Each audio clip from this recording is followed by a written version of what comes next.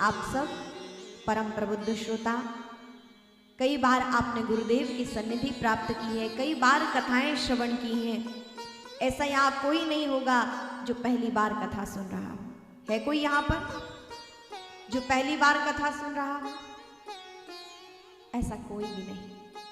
निरंतर आप महापुरुषों की कथा से जुड़े रहते हैं, तो ये कथा का एक परम भाव है। ये कथा हम बुद्धि में नहीं, हृदय में रखें। एक बार प्रेम से बोले, जय श्री राम, जय श्री राम, जय श्री राम, जय श्री राम, जय श्री राम। दिव्य रामचरितमानस में श्री तुलसीदास जी ने दिव्य दोहा, चौपाई, छंद, सोटा आदि से सुसज्जित किया है रामचरितमानस को। जिसको कोई अनुष्ठानबद्ध पाठ करे तो उसके जीवन में परम लाभ होता है। ऐसा कोई भी प्रश्न नहीं है जो रामचरितमानस में उसका शंका समाधान ना हो। हमारे मन में बहुत से प्रश्न होते हैं, लेकिन यदि आप रामचरितमानस की शरण ग्रहण करते हैं तो वास्तव में आपको अंतःकरण में वो उत्तर आपको मिल ही जाएगा। क्योंकि रामचरितमानस क्या है? शंका से समाधान की ओर ले जाने वाली कथा ही रामचरितमानस है। प्रश्न से पूर्ण विराम की ओर ले जाने वाली कथा का नाम ही रामचरितमानस है। लोग प्रश्न लेकर आते हैं लेकिन पूर्ण उत्तर लेकर जाते हैं। ये रामचरितमानस की कृपा है। पहली बात तो भगवान की शरण में आने पर शंका होना ही नहीं चाहिए, और यदि शंका है भी तो रामचरित्र ही वही प्रभावी कथा है जिसको श्रवण करने के पश्चात जीव के मन में शंका नहीं रह जाती है। वो पूर्ण समाधान को प्राप्त करके अपने दिव्य पथ की ओर अग्रसर हो जाता है। आप देखें, उन्हीं राम जी के चरणों में शरणापन्न होने के बाद तुलसीदास एक साधारण बालक तुलसीदास बन गए, और ऐसे ऐसे पूर्ण कृपा उन्होंने राम जी की पाई कि स्वयं कहते हैं ना, ब्रह्मविद ब्रह्मैव भवति, जो परमात्मा को जानने वो परमात्मा की भांति हो जाता है। उनका प्रताप भी भगवान की ही भांति हो गया। एक कथा आती है तुलसीदास जी के विषय में कि तुलसीदास जी एक बार बैठकर भजन कर रहे थे।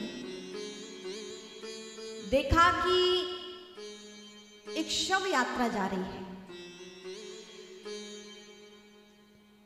और साथ में एक युवती सती होने जा रही है। शव यात्रा उसके पति की और युवती सती होने जा रही है। ये उस काल की बात है। तो काशी के घाट पर बैठे तुलसीदास जी भगवान का भजन कर रहे थे।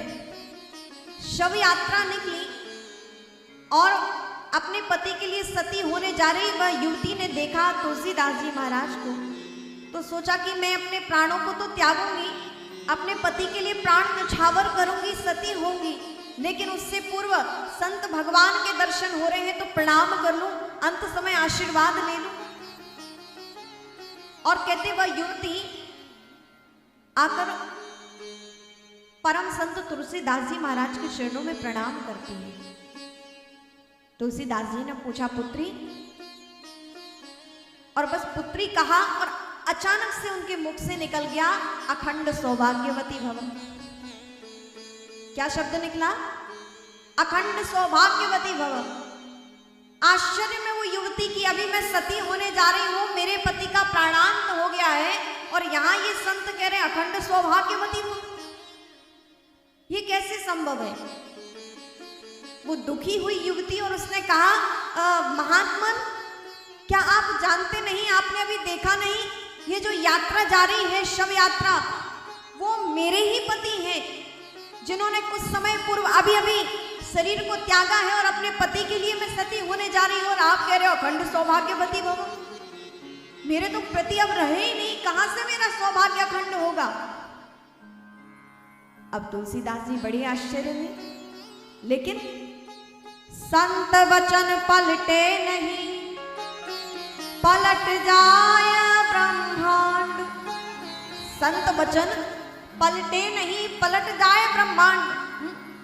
साधु सहज स्वभाव में बोले और कहते हैं कि तुलसीदास जी आश्चर्य में, अब तो काशी वासियों की भीड़ लग गई कि अब क्या होगा, संत का वचन खाली जाएगा या ये जो अभी शव पड़ा हुआ है वो जीवित हो जाएगा, क्या होगा। काशी वासी आकर गोस्वामी तुलसीदास जी को घेर कर खड़े हो गए। पूरा समूह जन समाज वहां खड़ा हो गया कि अब क्या हो गया, क्या इतने बड़े तपस्वी महात्मन की, राम कृपा को प्राप्त किए हुए महात्मन तुलसीदास जी का वचन खाली जाएगा या ये शव जो भी पड़ा हुआ है वो जीवित होगा। तुलसीदास जी ने कहा, हे पुत्री तुम घबराओ मत, यदि तेरा परिवार और तेरा पति यदि प्रभु राम का भक्त बन जाए और जीवन पर्यंत प्रभु का नाम स्मरण करता रहे तो इसी क्षण में तुम्हारे पति को जीवित कर सकता। अब कौन स्त्री होगी जो अपने पति को जीवित करने के लिए क्या कुछ नहीं करेगी। युवती ने कहा, भगवान यदि ऐसी कृपा हो तो मैं अपने पति सहित संपूर्ण परिवार सहित आपकी शरणागति को धारण करेंगे और भगवान राम का अहन्य जाप करते हुए जीवन पर्यंत ऐसे ही रहेंगे। आप कृपा कीजिए भगवान, मेरे पति जीवित हो जाए।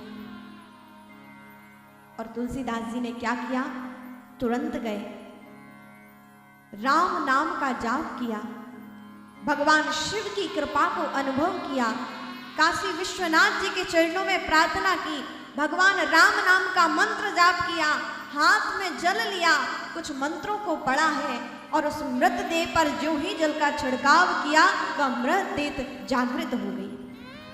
प्राण आ गए उस शव में, शव जागृत हो उठा।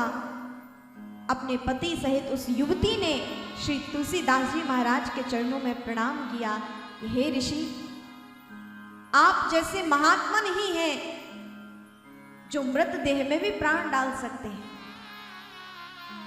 जो भरमान कार्य कर सकते हैं वही कार्य संत भी कर सकते हैं, क्योंकि ब्रह्मविदु ब्रह्मैव भवति। जब कोई परमात्मा को जान लेता है, परमात्मा का हो जाता है, तो उसका स्वभाव, उसके गुण भी परमात्मा की भांति ही हो जाते हैं।